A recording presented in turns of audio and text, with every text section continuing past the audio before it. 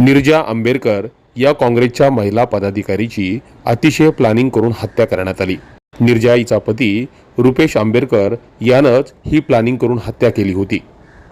निर्जाला विषारी सापाकडून दंश करून घेत रुपेशनं निर्जाला संपवलं आणि हा नैसर्गिक मृत्यू असल्याचं पोलिसांना भासवलं। शवविच्छेदन अहवालात सर्पदंश झाल्याची कोणतीही नोंद डॉक्टरांनी केली नाही। त्यामुळे त्या सगळ्या शवविच्छेदन अहवालावर प्रश्नचिन्ह निर्माण झालेत।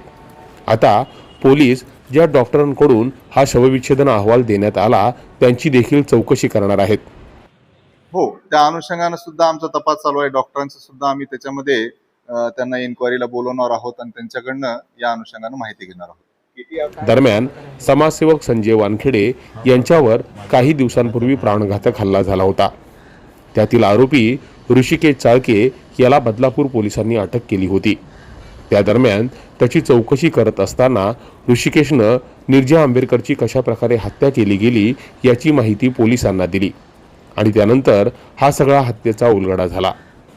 पोलिसांनी निर्जाचा पती रुपेश आंबेडकर, ऋषिकेश चाळके, कुणाल चौधरी आणि चेतन दुधाने यांना अटक केली आहे। यात आणखीन काही आरोपी असण्याची दाट शक्यता आहे, जे निर्जा यांचा मृत्यू कशा प्रकारे नैसर्गिक होता हे अनेकांना सांगत होते। बदलापूर पूर्व पोलीस स्टेशन एडीआर क्रमांक 53/2022 येथील जी मयत महिला होती निर्जा रुपेश आंबेडकर यांचा मृत्यू झाल्याने या अनुषंगानं हा एडीआर दाखल होता। सदरचा एडीआर हा 2022 साली दाखल होता आणि त्यामध्ये एडीआरचा तपास केल्यानंतर त्याच्यामध्ये कोणाचाही संशय आक्षेप नसल्या कारणाने आणि वैद्यकीय अभिप्रायाच्या अनुषंगानं तो एडीआर समरी केलेला होता। परंतु काही दिवसापूर्वी आम्हाला या एडीआरच्या अनुषंगानं काही इतर माहिती मिळाली होती। त्या माहितीमध्ये सदरचा मृत्यू हा नैसर्गिक नसून तो एक हत्या असल्याच्या आम्हाला गोपनीय माहिती मिळाल्या होत्या। त्या अनुषंगानं आम्ही मागील 6 महिन्यापासून याच्यावर वर्कआउट करत होतो। याच्यामध्ये याच्यापूर्वी काढलेले जे सीडीआर आहेत त्या सीडीआरचा अनालिसिस आणि गोपनीय माहिती या अनुषंगानं त्याचा आमचा तपास चालू होता। या तपास हा पूर्णपणे गोपनीयरित्या चालू होता। यामध्ये 2 डिसेंबर 2025 रोजी एक यातील आरोपी जो आहे या आरोपीने एक 109 BNS प्रमाणे एक गुन्हा केलेला होता, जो की हाफ मर्डरचा गुन्हा आहे। त्यामध्ये आम्ही त्या आरोपीला अटक केल्यानंतर ह्या घटनेच्या अनुषंगाने आम्ही त्यांना माहिती विचारली तर त्यांनी त्या घटनेची आम्हाला कबुली दिली।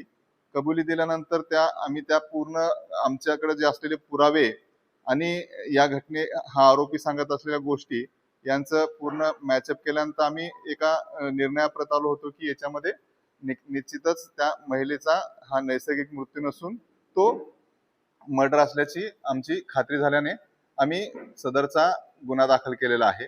त्याच्यामध्ये आतापर्यंत आम्ही 3 आरोपींना अटक केलेला आहे आणि जो आम्हाला माहिती दिलेला आहे तो इतर गुन्ह्यामध्ये एक आरोपी अटक आहे। 2022 मध्ये निर्जा आंबेडकर यांचा मृत्यू झाला, त्यावेळेला पोस्टमॉर्टमचे रिपोर्ट काय होते आणि आता जे काही समोर येतं याच्यात किती तफावत आढळते?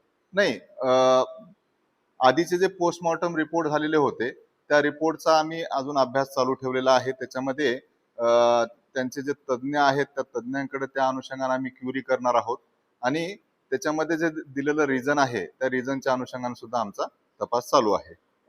दरम्यान चेतन दुधाने याने काही दिवसांपूर्वीच निवडणुकीच्या पार्श्वभूमीवर बदलापूर भाजपामध्ये प्रवेश केला होता। शिवाय त्याला या पक्षामध्ये ग्रामीणचं पद देखील देण्यात आलं होतं।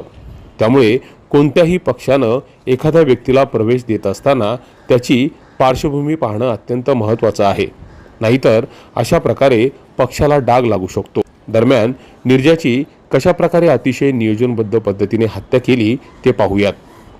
10 जुलै 2022 रोजी रात्री 10च्या सुमारास चेतन दुधाने, कुणाल चौधरी, ऋषिकेश चाळके यांनी गाडीमधून गोणीत प्लास्टिकच्या बरणीमध्ये विषारी साप घेऊन येत तो निर्जा आणि रुपेश आंबेडकर यांच्या घरातील किचनमध्ये ठेवला। थोड्याच वेळानं निर्जा आंबेडकर या घरी आल्या। त्यावेळी रुपेशनं निर्जाला आरोपींची ओळख पायाची मालिश करण्याकरता आणल्याचं सांगितलं। यावेळी कुणाल हा निर्जा यांच्या पायाची मालिश करत असल्याचा बहाणा करत होता। ती संधी साधत चेतन दुधाने या सर्पमित्रानं किचनमध्ये गोणीत असलेला साप स्टिक न काढून ऋषिकेश चाळके याच्या हातात दिला. ऋषिकेश चाळके यानं हॉलमध्ये झोपलेल्या निर्जा आंबेडकर यांच्या डाव्या पायाच्या घोट्याजवळ 3 वेळा विषारी सापाचा दंश करून त्यांना ठार मारलं. दरम्यान निर्जा यांचा मृत्यू झाल्यानंतर महिनाभरातच रुपेशनं दुसरं लग्न केल्यानं आम्हाला संशय आला होता, असं निर्जाच्या मैत्रिणींचं म्हणणं आहे.